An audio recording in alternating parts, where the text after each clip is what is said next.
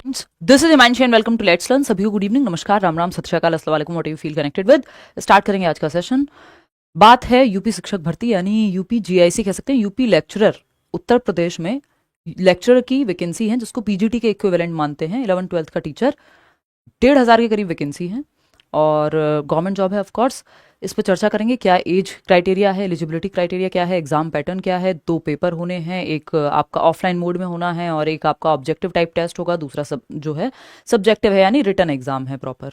तो सारी ही बातों पर चर्चा करेंगे। ये पेपर कौन ले रहा है, तो ये पेपर यूपीपीएससी ले रहा है यानी Uttar Pradesh public service commission के द्वारा ये एग्जाम कंडक्ट कराया जाएगा। चीज़ें ठीक से होनी चाहिए और अलग अलग सब्जेक्ट के इसमें पद हैं, चाहे वो मैथ्स हो और भी कई सारे इसमें, मैथ्स, इंग्लिश, हिंदी, हिस्ट्री, यानी आप समझते हैं कि लेक्चरर की पोस्ट हैं ये। लेक्चरर पद के लिए दिल्ली में पीजीटी बोल देते हैं, उत्तर प्रदेश में हम लेक्चरर कह सकते हैं या जीआईसी इंटर कॉलेज जिसको हम बोलते हैं उसको हम कह सकते हैं कि उसके पद हैं। तो आपका सिंपल पोस्ट ग्रेजुएशन आपने किया हो यानी आपने एमए, एमएससी जो भी आपका पोस्ट ग्रेजुएशन है, साथ में बीएड किया हुआ हो। जो लोग बीएड कर रहे हैं अभी या एमए कर रहे हैं उसके बाद बीएड कर रहे हैं, वॉटेवर करने वाली स्थिति में आप ये फॉर्म नहीं भर सकते, क्लियरली इन्होंने कहा है। 21 से 40 वर्ष की अगर आपकी आयु है, देश भर में से आप कहीं से भी हैं, तो आप अप्लाई कर सकते हैं। कैटेगरी का बेनिफिट तब मिलेगा जब आप उत्तर प्रदेश के परमानेंट रेजिडेंट होंगे, यानी हम कहेंगे डोमिसाइल आपके पास होगा। अगर आप महिला हैं, मैरिड हैं, तो आपके पिता पक्ष का जो है वो पूरे सर्टिफिकेशन सारा कुछ उन्हीं का लगेगा। जो आपकी कैटेगरी है, बेसिकली कैटेगरी जो मानी जाएगी वो आपके फादर साइड से, कास्ट सर्टिफिकेट आपके फादर साइड वाला ही मान्य होगा। बहुत महत्वपूर्ण कुछ कुछ बातें, उनको एक एक करके डिस्कस करते हैं। और ये आप देख रहे हैं यूपीपीएससी की वेबसाइट है। पहले आपको ओटीआर का जो रजिस्ट्रेशन है वो कर लेना है, 1 टाइम रजिस्ट्रेशन जिसको उत्तर प्रदेश में हम कह रहे हैं। और छोटी सी 2-3 बातें हैं जो मैं आपको बता देती हूँ, फिर हम डिटेल में, मैंने मेन पॉइंट्स को हाईलाइट किया है। आज से ये वैकेंसी के लिए आप अप्लाई कर सकते हैं। 12 अगस्त से लेकर के 12 सितंबर तक आप ऑनलाइन आवेदन कर सकते हैं उत्तर प्रदेश लेक्चरर भर्ती के लिए। ठीक है, तो समझते हैं। बेसिक सी फीस है, यानी 125 फीस है। 125 रुपए जनरल कैटेगरी या ईडब्ल्यूएस के लिए, और बाकी कैटेगरीज एससी, एसटी, ओबीसी के केस में या पर्सन विद डिसेबिलिटीज के केस में और कम है ना, 60-65 और भी उससे भी कम में जो है फिर अलग अलग कैटेगरीज में फॉर्म फिलिंग हो जाएगी आपकी। ये एक अच्छी बात है। ठीक है, चलिए समझते हैं कहानी क्या है। फॉर्म ऑनलाइन जो कमेंसमेंट ऑफ एप्लीकेशन है वो 12 अगस्त यानी आज से ही है। पहले इसका एक शॉर्ट नोटिस आया था सुबह, और अब आप देख रहे हैं एक डिटेल्ड नोटिफिकेशन आ चुका है जिसमें सारी बातें हैं, सिलेबस से लेके एज, एलिजिबिलिटी क्राइटेरिया, पैटर्न, सब कुछ है इसमें। एक एक करके हम डिस्कस करेंगे। 12/9 यानी 12 सितंबर तक आप फॉर्म भर पाएंगे। फिर जो आपको मॉडिफिकेशन या कुछ एडिटिंग करनी है अपनी, जो भी आपकी डिटेल में गड़बड़ यदि हो जाती है, तो वो आप 19 सितंबर तक कर पाएंगे। ठीक है ना बात। चलिए आते हैं, समझते हैं कहानी को। और मुख्य बात मैं 2-3 आपको पहले बता देती हूँ, फिर मैं इस डिटेल्ड नोटिफिकेशन पे आऊंगी कि किस सब्जेक्ट के लिए क्या क्या कहानी है पूरी। ये मैंने आपको बता दिया है कि 1400 कुछ वैकेंसी है, जिसके अगेंस्ट प्री पास करने वालों की संख्या 15 गुना होगी, यानी लगभग 22,000, 21-22,000 के बीच में जो है लोग हैं जो प्री क्वालिफाई करेंगे, है ना। प्री और मेंस 2 लेवल पे इसकी परीक्षा होगी। प्री जो है वो ऑब्जेक्टिव टाइप यानी जो बहुविकल्पीय प्रश्न हम बोलते हैं वो होंगे, और मेंस में आपका रिटर्न एग्जाम है। 2 पेपर हैं। अब इसमें आप ये पहले देख लीजिए कि जो 2 पेपर हैं, उससे पहले मैं आपको 2-3 महत्वपूर्ण पॉइंट्स बता देती हूँ, फिर आएंगे इस पे। ठीक है, काफी हद तक आपके सारे ही डाउट्स यहाँ क्लियर हो जाएंगे। एज हुआ, एलिजिबिलिटी क्राइटेरिया हुआ, और एक और चीज आपकी होती है एग्जाम पैटर्न। ये 3 महत्वपूर्ण बातें होती हैं और ये सबके लिए लागू होंगी, चाहे आप किसी भी सब्जेक्ट के लिए इस भर्ती परीक्षा में अप्लाई कर रहे हो, देश भर में से कहीं से भी हो आप। यूपी में नौकरी आपकी यूपी में लगेगी अगर आप एग्जाम क्लियर करते हैं तो, दोनों लेवल पे, लेकिन कर सकते हैं आप अप्लाई किसी भी राज्य से अगर आप हैं। एलिजिबिलिटी और एग्जाम पैटर्न, ठीक है ना, एग्जाम पैटर्न, ये 3 महत्वपूर्ण बातें रहती हैं किसी भी एग्जाम में, जिसमें आपको ये जाननी ही होती है और मैं हमेशा आपको ये बता करके चलती हूँ। एज की अगर हम बात करें तो 21 से 40 वर्ष की आयु आपकी होनी चाहिए। 1 जुलाई 2025 को आपकी उम्र 40 साल प्लस नहीं होनी चाहिए, 40 साल को एक्सीड नहीं करनी चाहिए। चाहे आप 40 के पार जा रहे हैं, 2 जुलाई को भी जा रहे हैं, तब भी नहीं माना जाएगा। तो 1 जुलाई 2025 को आपकी उम्र मिनिमम 21 साल, मैक्सिमम 40 साल, यानी कम से कम 21 न्यूनतम और 40 मैक्सिमम या अधिकतम जो है 40 वर्ष। इतनी बात क्लियर है।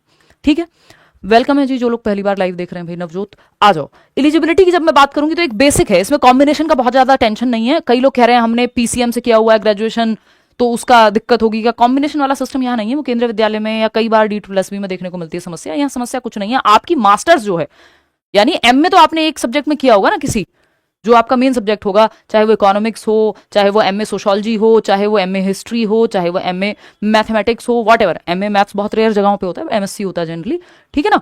तो अगर हम बात करें यहाँ पे एलिजिबिलिटी, मतलब एमए मैथ्स तो मुझे लगता है रेयर ही होगा देश में, बट हाँ मैथमेटिक्स में होता है एक सब्जेक्ट, वो एक अलग कहानी है, ठीक। तो यहाँ पे अगर हम देखें एलिजिबिलिटी की, तो मैं मान करके चल रही हूँ आपका पीजी, मान के क्या चल रही हूँ, ये तो है ही PG plus BEd.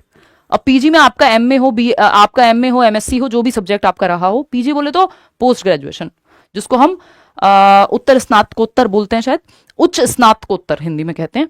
Post graduation यानी एमए, एमएससी, व्हाटएवर जो भी है आपका subject, plus BEd.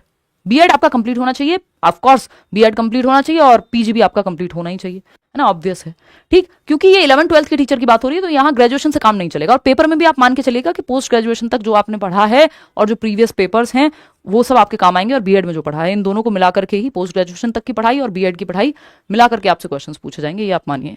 Exam pattern की जब हम बात करते हैं, तो एग्जाम पैटर्न सिंपल है इसमें कि एक जगह पे जो है वो 120 नंबर का पेपर है, 120 सवाल हैं बेसिकली। और अगर मैं बात कर रही हूं दूसरी जगह पे, वो आपका 300 नंबर का पेपर है, ठीक है, 300 नंबर का पेपर है। इतनी बात क्लियर है, यहां लिखा भी होगा if I am not wrong, तो पूर्णांक 100 और पूर्णांक 300 दो पेपर होने। अगर आप प्री पास करते हैं, जिसमें मिनिमम जो क्राइटेरिया है आपका प्रीलिम्स का, वो है 40% जनरल कैटेगरी के लिए, और 35% अगर आप पर्सन विद डिसेबिलिटी या एससी, एसटी, ओबीसी इन सब में से आते हैं। अच्छा, एक चीज का ध्यान रखिएगा कि अगर आप उत्तर प्रदेश के बाहर से हैं, यानी आप परमानेंट रेजिडेंट नहीं है या डोमिसाइल नहीं है आपके पास उत्तर प्रदेश का, तो किसी भी कैटेगरी का लाभ आपको नहीं मिल पाएगा, स्पेशली ये एससी, एसटी, ओबीसी नहीं आप काउंट हो पाएंगे, ठीक। और इसमें डिटेल में आप पढ़ सकते हो, ये मैं शेयर कर दूंगी टेलीग्राम पे, ठीक है। तो पहला पेपर, प्रथम प्रश्न पत्र, जो कि ऑब्जेक्टिव टाइप है, ओएमआर पे होगा, 2 घंटे का समय मिलेगा, 100 नंबर का पेपर है, 120 क्वेश्चन आएंगे, और नेगेटिव मार्किंग है 0.33 की, यानी 1 नंबर मिलेगा अगर सही करते हैं। अगर गलत अटेम्प्ट करते हैं क्वेश्चन को, तो क्या होगा, 0.33 मार्क्स जो हैं वो कट जाएंगे, ठीक है ना। तो अगर हम देखें द्वितीय प्रश्न पत्र, यानी अब जब आप मेंस में जाते हैं, मिनिमम आपकी कॉपी चेकिंग के लिए भी 40% जनरल कैटेगरी में और 35% आपको लाने हैं, यानी 100 नंबर का पेपर है तो 40 नंबर मिनिमम। और अगर आप कैटेगरी से हैं एससी, एसटी, ओबीसी, तो आपको, या पर्सन विद डिसेबिलिटी, तो 35 नंबर लाने मिनिमम। मेरिट कितने पे जाएगी हमें नहीं पता, इससे कम में बात बनेगी नहीं। ऐसा नहीं है कि सब्जेक्ट का क्राइटेरिया है कि हर एक सब्जेक्ट में इतने, नहीं, वो सब नहीं है। तो यहां पे अगर हम बात करते हैं, तो ये आपके 120 क्वेश्चन है, जिसमें से कुछ क्वेश्चन हैं जो आपके सामान्य अध्ययन के आएंगे और बाकी आपके सब्जेक्ट के आएंगे, ठीक। वैकल्पिक विषय यानी ऑप्शनल सब्जेक्ट, जब आप मेंस में जाएंगे तो ये 3 घंटे का पेपर होगा, 300 नंबर का, ठीक। तो ये 2 लेवल की परीक्षा है, इंटरव्यू जैसा कुछ लिखा नहीं है, प्री और मेंस दे करके मेरिट में आप आएंगे और आप नौकरी लेंगे, सिंपल, ठीक।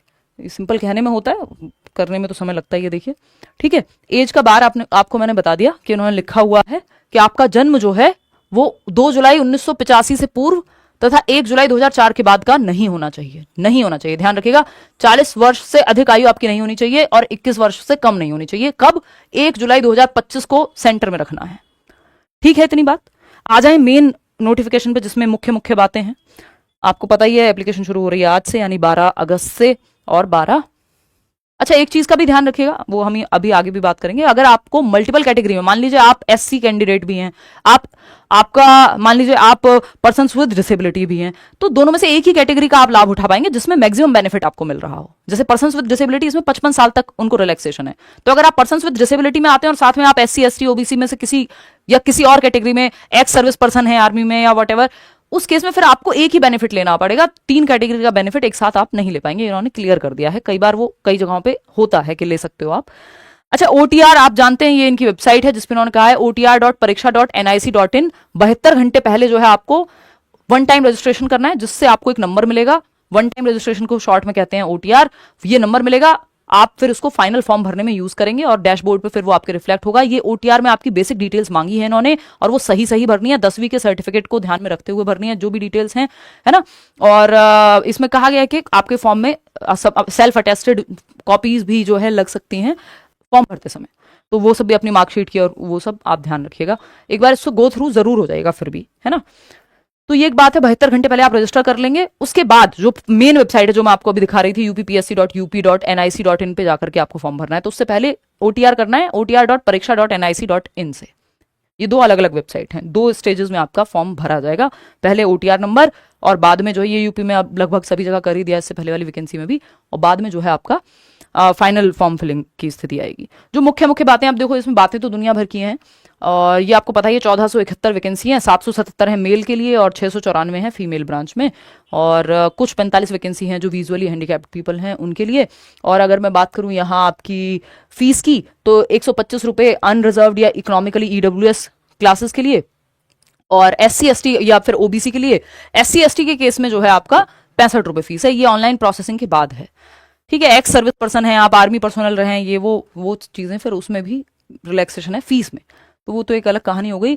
और ये इसमें लिखा हुआ है इन्होंने कि ex service man candidate who are not the permanent residents of UP shall not be given the benefit of reservation और एज रिलैक्सेशन। किसी भी कैटेगरी में इन्होंने सिंपल यहां पे लिखा हुआ है कि अगर आप बैकवर्ड क्लास से, इकोनॉमिकली वीकर सेक्शन से, किसी भी रिजर्वेशन को अगर आप पाना चाहते हैं और आप उत्तर प्रदेश से नहीं है तो नहीं मिलेगा रिजर्वेशन। सिंपल बात है, ये देख नहीं पा रहे होगे, फिर भी मैं बता दे रही हूँ मोटे मोटे तौर पे। फिर कैंडिडेट्स क्लेमिंग रिजर्वेशन और एज रिलैक्सेशन इन मोर देन वन कैटेगरी आप नहीं कर सकते, एक ही कैटेगरी में आपको रिलैक्सेशन लेना है। In case of women candidate the caste certificate issued from father side only will be treated. यानी आप जनरल कैटेगरी की महिला हैं और आपने एक SC कैटेगरी के व्यक्ति से शादी कर ली है अगर, मान लीजिए, तो आप ऐसा नहीं कर पाएंगे कि आप SC का सर्टिफिकेट लगा दें, इसमें बेनिफिट आपको रिजर्वेशन का मिले, वो नहीं होगा, क्योंकि आप पले बड़े तो जनरल परिवार में ही होगे ना। फिर जो ये शादी वाली बात हो रही है यहाँ पे, उस केस में मैं बात कर रही हूँ कि मतलब, और वहां पे मान के चल रहे हैं कि आपको प्रिविलेज मिला होगा, ठीक, क्लियर है। BLED वाले एलिजिबल है क्या? नहीं, मास्टर्स अगर किया है तब बात आप करिए उसमें, कि मास्टर्स प्लस BEd की जो डिग्री है वो फिर आपकी काम आएगी।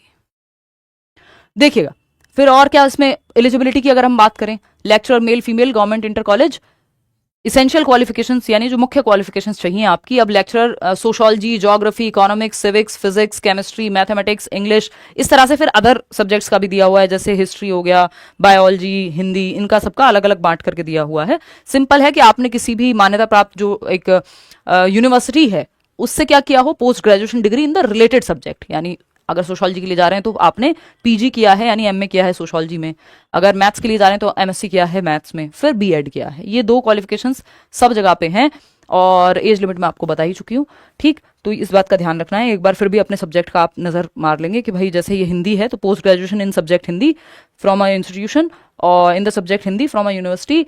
और देखिए इसमें ये हिंदी में मांग रहे हैं, बिल्कुल मतलब बेसिक है, ये जो सब्जेक्ट है उसमें आपकी पोस्ट ग्रेजुएशन जिस सब्जेक्ट के लिए जा रहे हैं, और दूसरा आपका BEd होनी चाहिए।